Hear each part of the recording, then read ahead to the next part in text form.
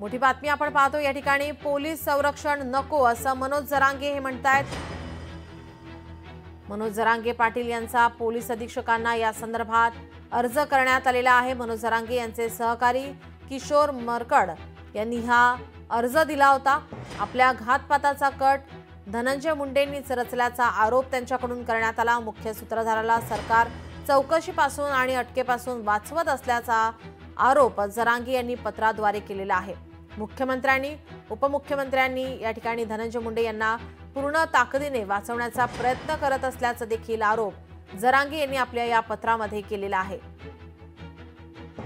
त्यामुळे आपल्याला पोलीस संरक्षण नको, आपण दिलेला पोलीस संरक्षण तात्काळ काढावं यासाठी मनोज जरांगे यांनी अधीक्षकांना पोलीस अधीक्षकांना या संदर्भात अर्ज दिलेला आहे।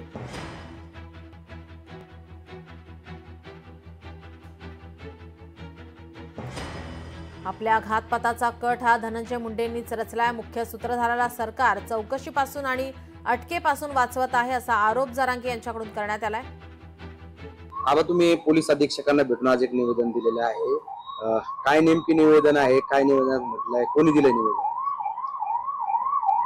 ज्या पद्धतीने काल परवा श्री मनोज जरांगे पाटील यांनी आपल्या सगळ्या माध्यमांसमोर जी त्यांच्या सुरक्षेच्या संदर्भातली भूमिका स्पष्ट केली होती की मी माझी सुरक्षा मी हटवणार आहे किंवा मला सुरक्षा नको, या संदर्भातली भूमिका तुमच्या सगळ्या चॅनलच्या माध्यमातून त्यांनी दिली होती।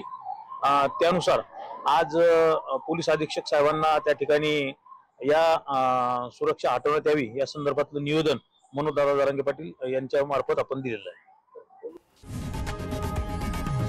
लोकशाही मराठी ऐका, पहा, जागरूक रहा।